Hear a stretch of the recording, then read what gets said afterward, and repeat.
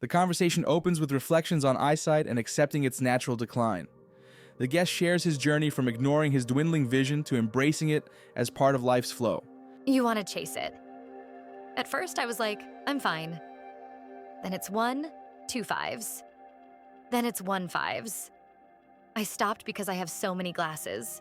I want to pick the 5 or 7 things that I definitely want to hold on to. I agree, but if there was a real thing where you could get your eyesight back, I would definitely be on that. The host notes medical advancements, mentioning David Sinclair's work at Harvard on eye diseases. Despite these efforts, the guest remains cautious about potential issues. I'm sure there's going to be other issues. I don't know if I can time that. We've got real stuff going on here. The dialogue shifts to parallels between the guest's life and his Iron Man role, in while he humorously recounts how his quirks seem to predict his role. Life is funny. I was doing this before I ever got fitted for the RT. Art imitating oddball stuff I was doing anyway. He reflects on his upbringing, influenced by his father's filmmaking, shaping his artistic identity, and touching on Iron Man's deeper themes inspired by Stan Lee's vision. East Coaster, dad of some renown. My dad was an underground filmmaker. I grew up definitely being Bob Downey's senior's kid. Stan was thinking about the military-industrial complex. The conversation turns to revisiting past roles and the challenges it brings. The guest finds it daunting to step away and return over time. You decide to pick up the mantle again. It's scary, isn't it?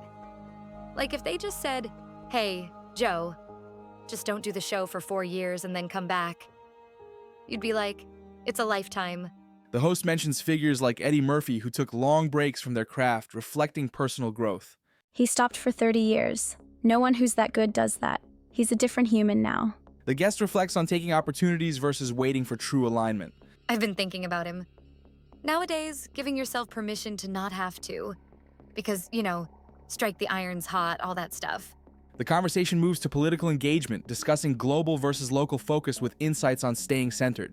People can lose themselves in current events. Your life is more than what's going on in Washington. Think globally, act locally. The guest introduces stepping back from the madness for creative clarity. He told me, watch TV for a year, bro. And I'm like, thanks, Joe. Probably right. If you just did nothing but watch TV for a year, the ideas you'd have. The guest concludes with thoughts on exploring new endeavors. Having done all with a character, wanting new challenges. I feel I've done all I could with that character. There would have to be a super compelling argument. But the other thing is, I want to do other stuff. The dialogue delves into the nature of confidence. The guest emphasizes the importance of clarity, drawing lessons from Warren Beatty. There are times when confidence is just with you. It feels like the wind is at your back, and you're jumping over the